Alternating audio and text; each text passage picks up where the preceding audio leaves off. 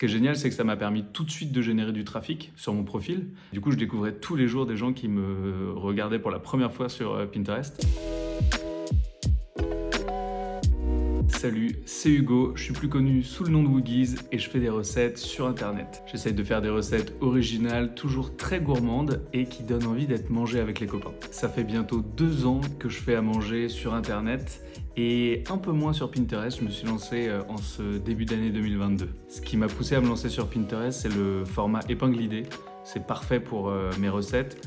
J'ai tous les outils dont j'ai besoin qui permettent de référencer intelligemment mes ingrédients, les différentes étapes de la recette avec les différentes pages qui sont présentes dans le format. C'est parfait pour les utilisateurs et aussi parfait pour moi pour m'y retrouver. On commence un peu à le savoir, mais le nerf de la guerre sur les plateformes, c'est réussir à créer l'interaction avec les utilisateurs. Et je pense, en tout cas pour moi, l'engagement clé, ça va être l'enregistrement sur Pinterest. Aujourd'hui, l'avantage du format épingle idée, et notamment avec les recettes, c'est que ça va inciter les utilisateurs à pouvoir enregistrer les recettes sur leur tableau pour pouvoir les organiser en fonction des desserts, des envies, des entrées, si on veut manger healthy, gras avec des copains, végé ou autre. Et du coup, ça s'y prête vraiment. Et donc pour ça, c'est un format qui est absolument génial. Ça crée un engagement qui est ultra positif.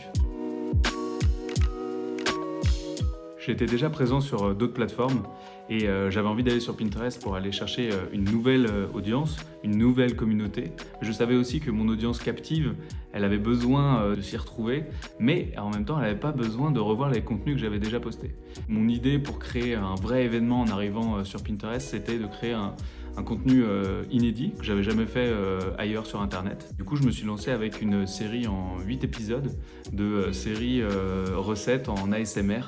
J'espère que vous connaissez l'ASMR. Je vous rassure, je ne l'ai pas chuchoté, mais par contre, on a utilisé vraiment tous les bruits des recettes pour avoir des recettes super satisfaisantes et avec un format un peu plus long qui permettait aussi aux gens de contempler un peu plus la recette.